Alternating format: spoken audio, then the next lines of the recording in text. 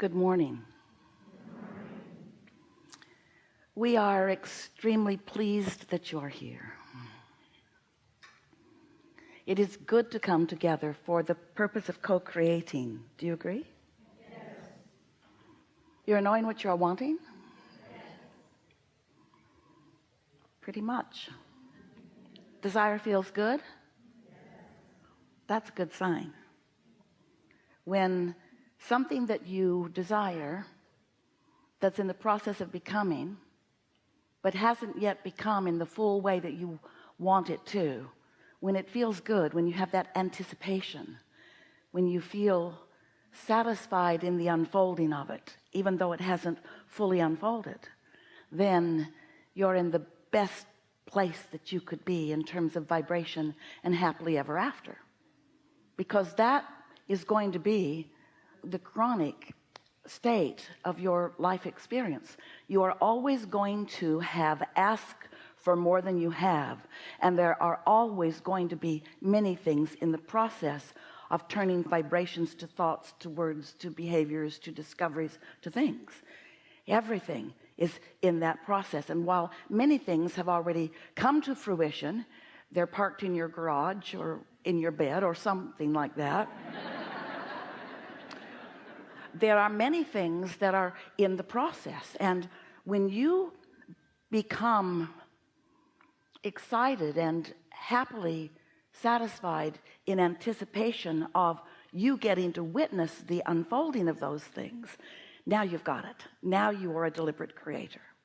But if you are like so many humans who want it but can't see it yet and are more aware of its absence than you are about its evolving presence, about its vibrational presence, in other words, sometimes its vibrational presence is all you've got, and everything has a vibrational presence that is evolving into something that you acknowledge through your physicality as more tangible. But if you need the tangible before you feel satisfaction, then you're holding yourself in a vibration that doesn't let much in, not as rapidly as it could, and it's not satisfying as it's evolving.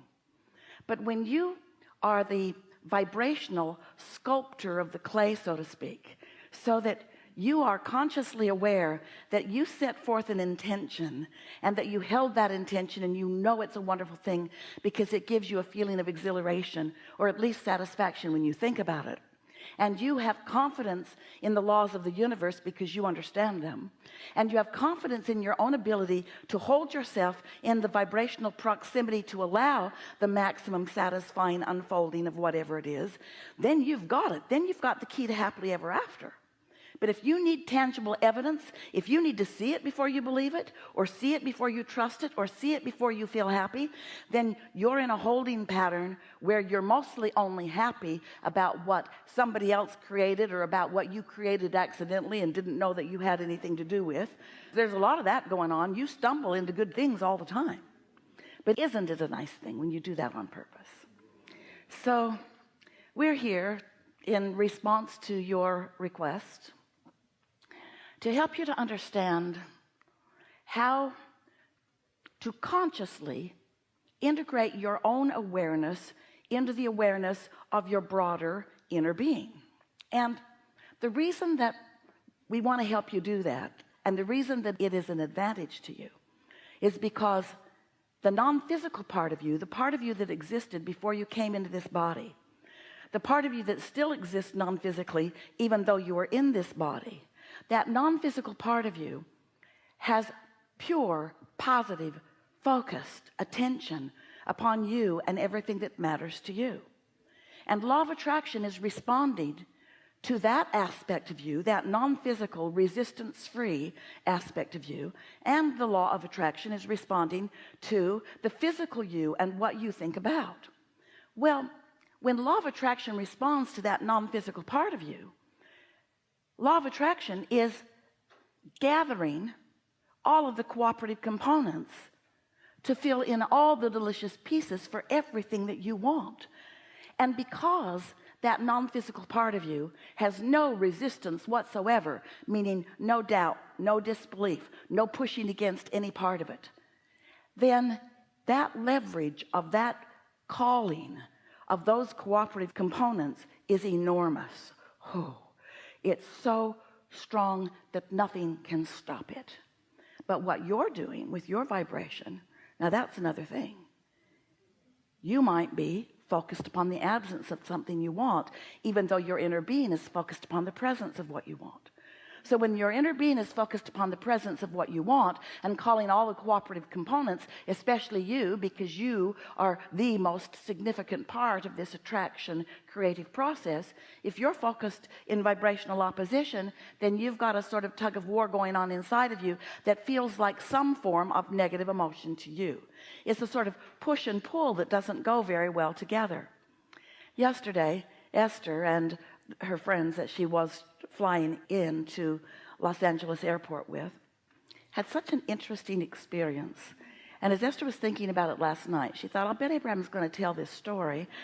And we thought, we bet we are too, because it speaks to some extent to what we're talking about. No analogies are ever perfect, because there are always components that you could quibble with a little bit, but hear this and you'll get the sense of what we're talking about. So they flew in on Southwest, and they were coming into the Southwest terminal, small terminal. There are only 2 baggage carousels. And as they were coming down the escalators, open into the greater room where the baggage carousels are, there was an alarm going off. They could hear it, sort of ear piercing. And they acknowledged, because they've heard that before in airports, that there must be some door that was opened that set off an alarm. And they were not concerned. They were not alarmed. They're just coming down the escalator. Now, it's not just their bodies that are on the escalator. They've got their carry-on bags coming down, along with several other people. And just as Esther and Mark came to the doorway to enter out, the people on the other side of that doorway closed those doors and said, stay right there, we've got to reset the alarm. And they said, all right. So they stood right there, just like they were instructed to do. But what those people on the other side of that door didn't do was stop the escalator or stop anyone from getting on the escalator. So Mark and Esther stood there happily until they realized that there was a crush of people coming down the escalator with no place to go. And so Esther thought, well, let's see how this works out here. So now Esther and Mark are standing right in front of the door, and they knew the door was operational. There were just people on the other side of the door, policemen with guns and airport employees, who were making this decision, and apparently were not knowledgeable about how to turn the alarm off. So a lot of people were coming down the escalator, and Esther turned around and acknowledged how many more were coming, and also acknowledged that there was not going to be enough room for them, and the crowd was starting to panic. Have you ever been coming off of an escalator and someone has decided to stop and hug someone right where you need to get off? And compound that with your luggage and all that other things. And so there was a true sense of panic in the room. So Esther just opened the door. And they said, no, no, no, no, no. And Esther said, yes, yes, yes, yes, yes. You guys need to think this through. And the crowd is going, yay! So there are a few points we want to make here. First of all, be a self-advocate.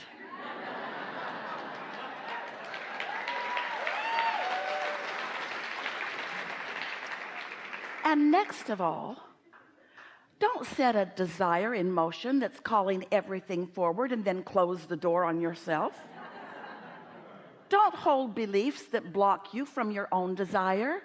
It will squish you into a tiny little thing. You do that to yourselves on pretty regular basis.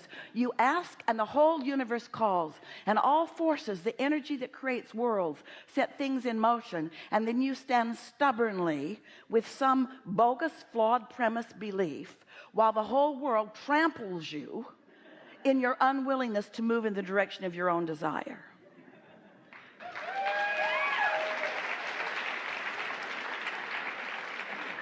And so that's what we want to talk about mostly. Don't worry about us. We want to talk about anything you want to talk about, but we'll wedge our message in the crack.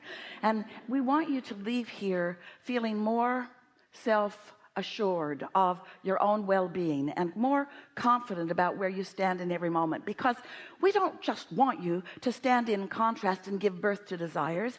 That happens all day every day. We want you to be so confident of the unfolding of those desires that you stand in happy, satisfied expectation of the unfolding of them. We want every phase of your desires, from the birthing of the desire as it bursts into your consciousness to the full manifestation of it, to be the pleasurable experience that you expected it to be when you made the decision to come into this physical body. Oh, there's a lot of trouble in this room. Begin right here.